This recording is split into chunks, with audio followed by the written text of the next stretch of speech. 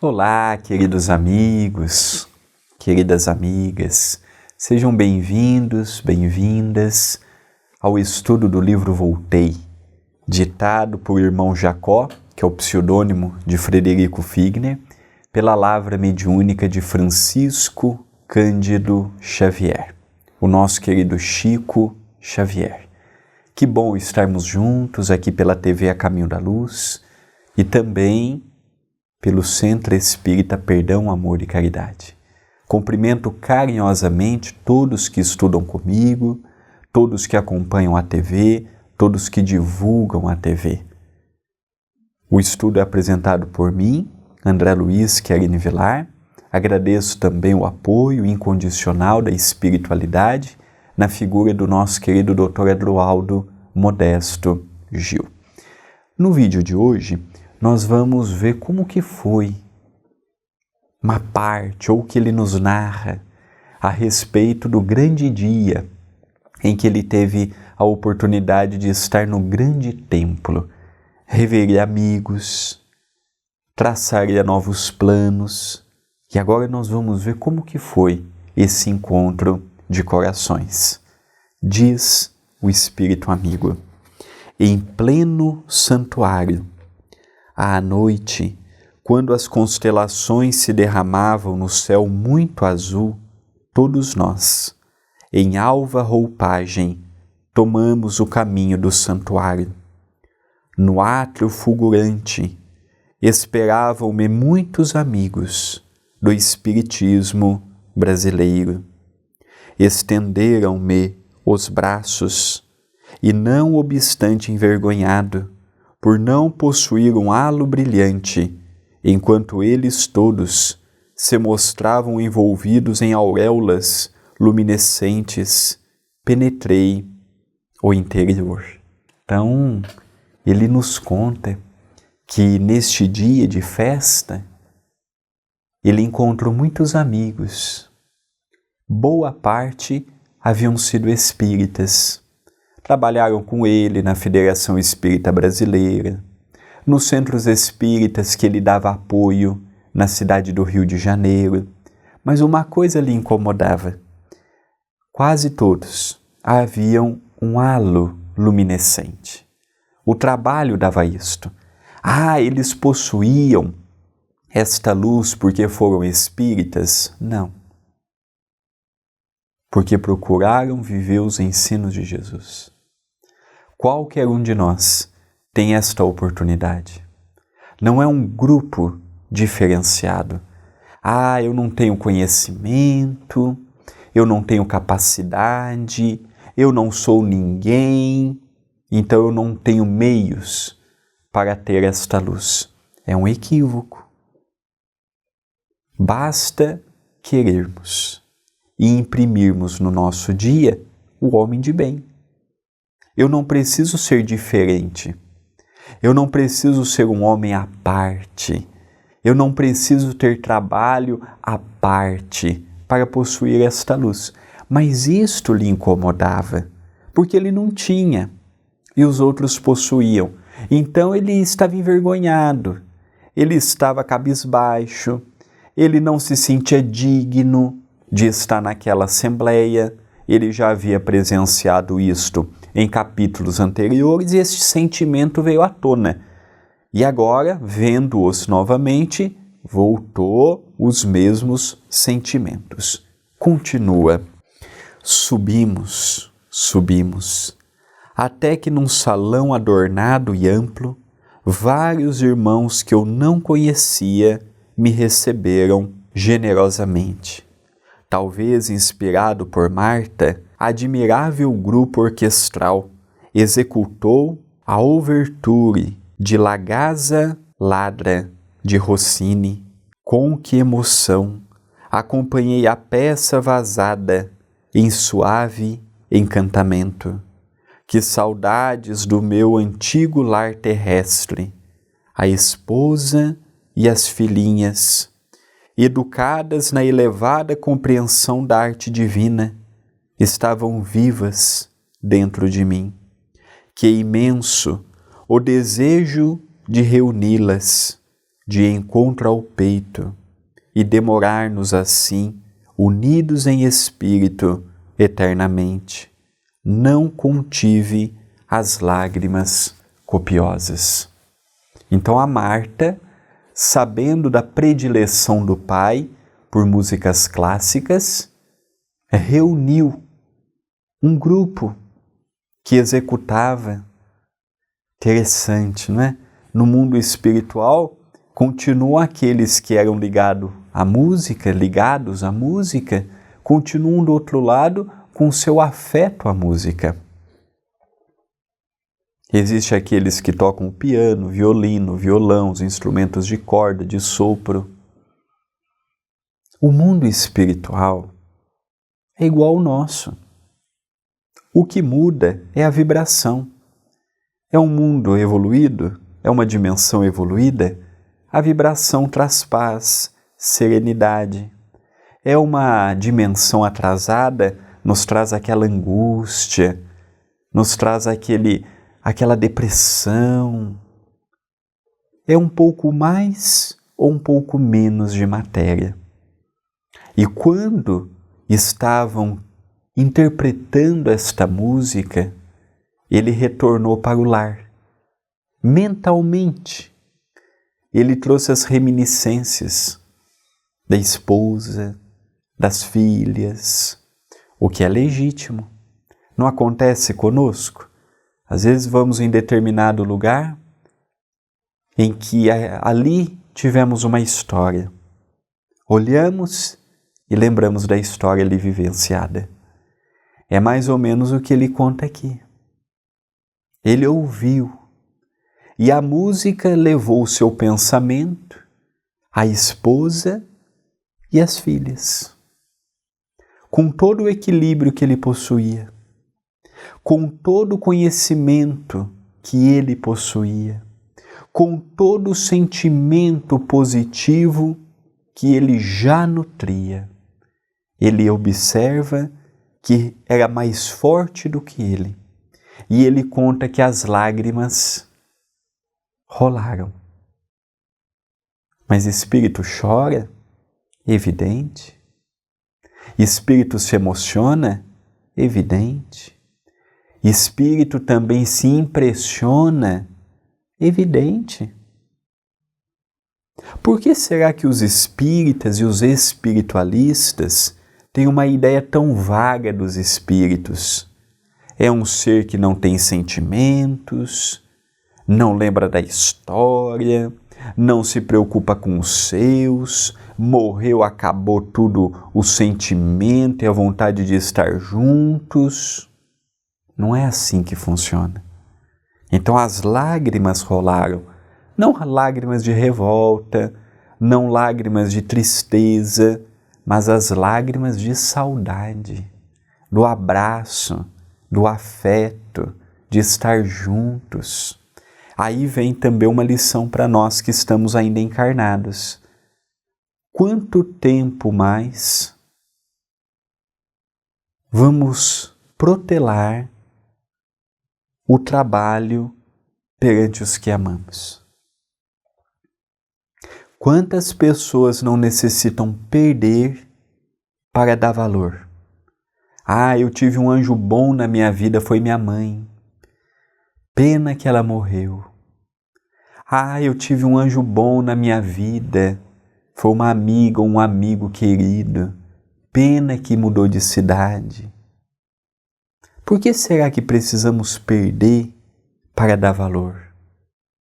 Por que será que precisamos padecer para dar valor?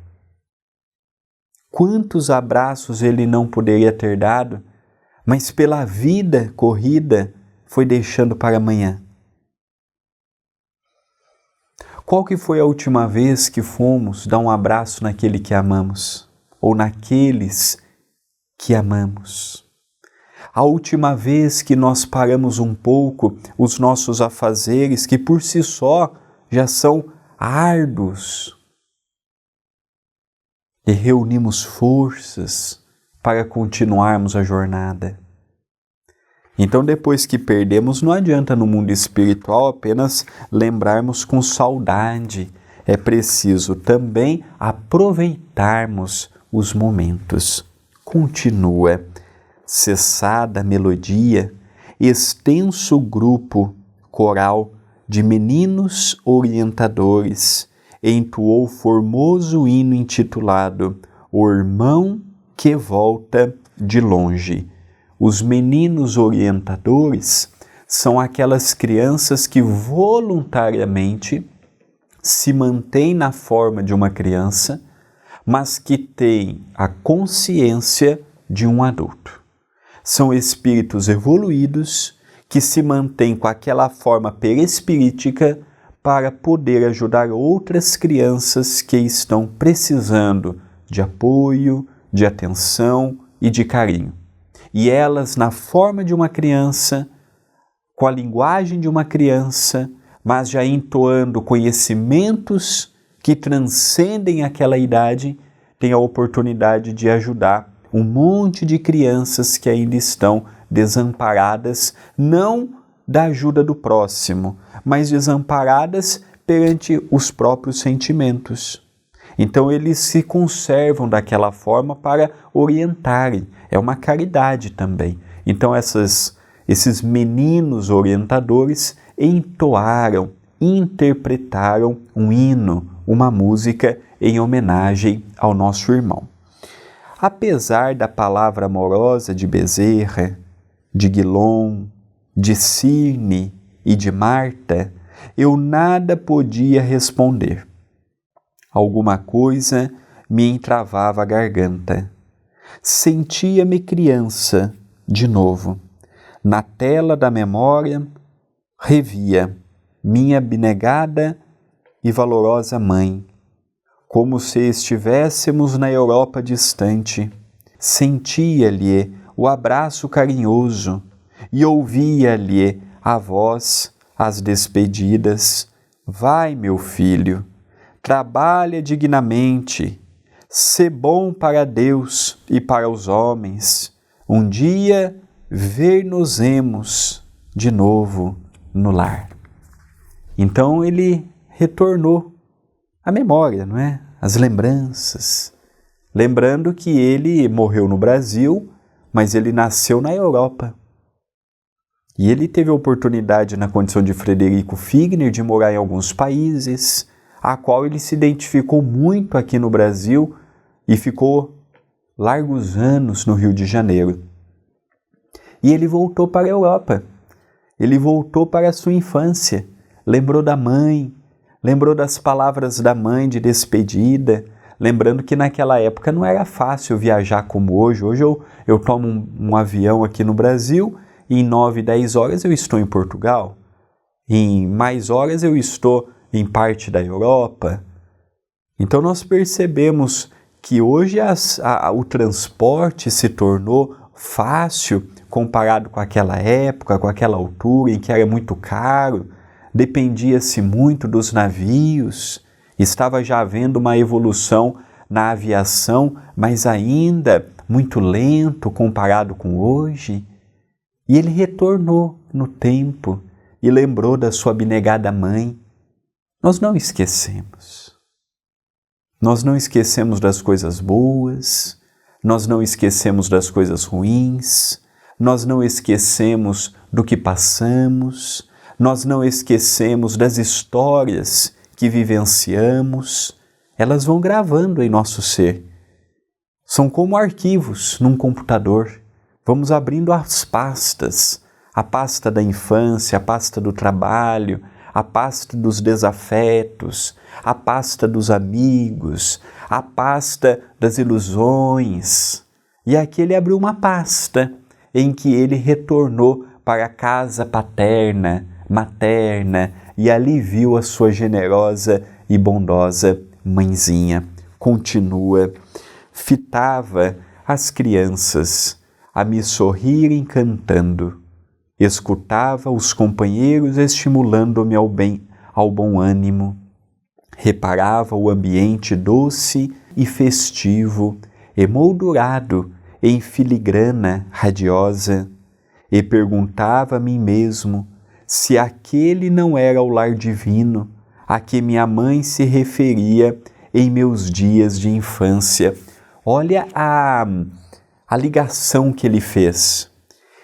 Enquanto as crianças cantavam, ele vendo as crianças com aquele cântico, com aquela vibração emitida, aquilo lhe jogou a memória para o passado, mas como algo positivo, como algo necessário. E ele lembrou da despedida que teve com a sua mãe, encarnados ainda, em que a mãe diz: meu filho, um dia nos encontraremos, um dia estaremos juntos novamente. A vida foi passando, ele esqueceu, a mãe desencarnou, agora ele também desencarnou e lembrou do que há muito ele havia esquecido, da conversa com a mãe, das despedidas da mãe.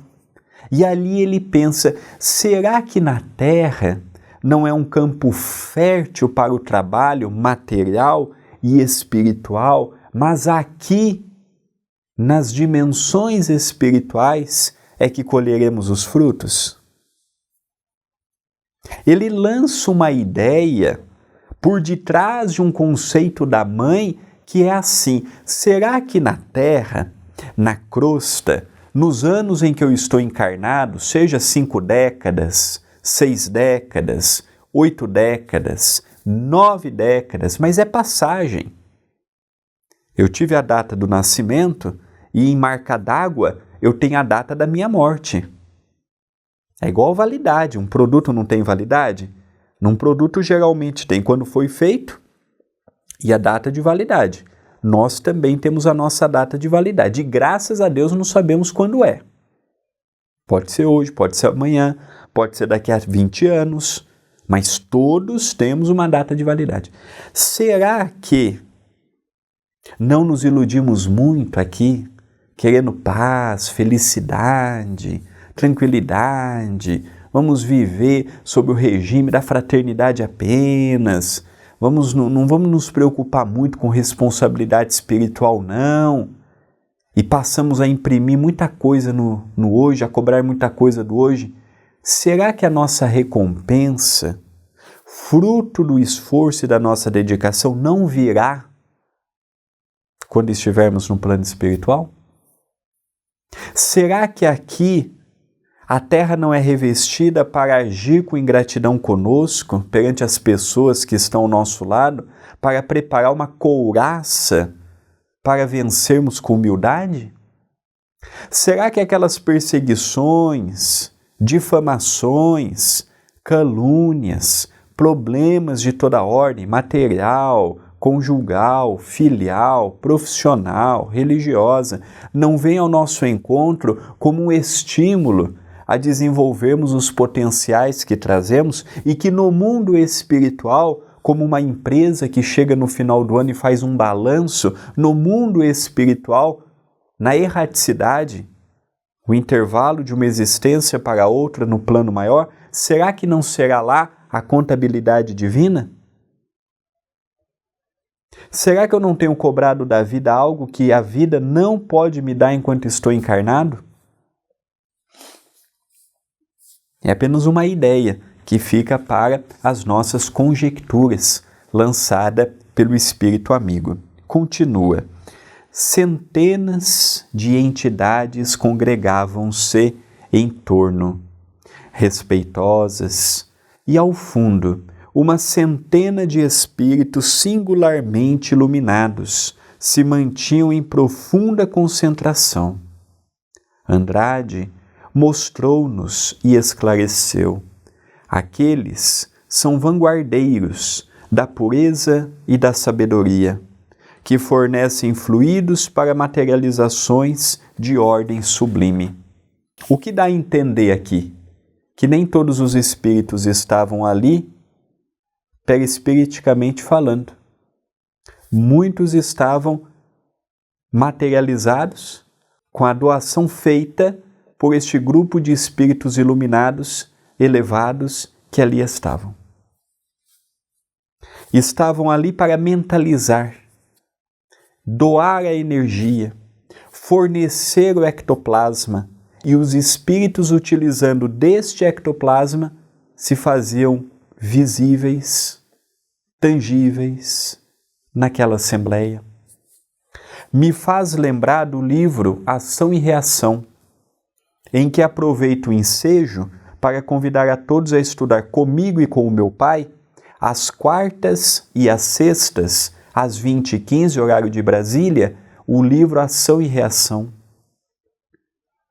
Lembrem, estão lembrados de que 2 vezes por semana naquela instituição, Druso dirigia com mais 10 companheiros um trabalho em que eles mentalizavam e na cabeceira da mesa projetava uma tela e ali um espírito se comunicava, materializando naquela tela? Aqui o efeito é o mesmo. Havia ele, os amigos que foram convidados e um grupo de espíritos elevados que serviam de sustentação para as eventuais materializações que ocorressem naquela festividade. Olha que projeto, olha que bonito os bastidores. Ah, aconteceu só com Frederico Figner? Não, é muito comum, só que as notícias não chegam para nós. Igual Frederico Figner, graças ao bom Deus, nós temos um monte por aí trabalhando no anonimato. Graças ao bom Deus, temos aqui e acolá. Esta sessão não aconteceu só com ele, não. Ocorre aos milhares. E não ocorre apenas com os espíritas, não. Com toda pessoa do bem. E agora vamos para o fechamento do item de hoje. Não consegui enunciar a impressão que me causavam, em vista do pranto, a embargar-me a voz. Entretanto, notei que ao lado deles, vasta câmara lirial se prolongava, além, na parte da torre que ocupávamos. Das janelas próximas, dominava grande parte da cidade com o olhar, maravilhando-me a contemplação da noite pacífica e formosa, repleta de harmonia e de luz. Então, essa descrição nos enche de coragem, em que ele viu esses espíritos luminescentes, trabalhadores anônimos do bem.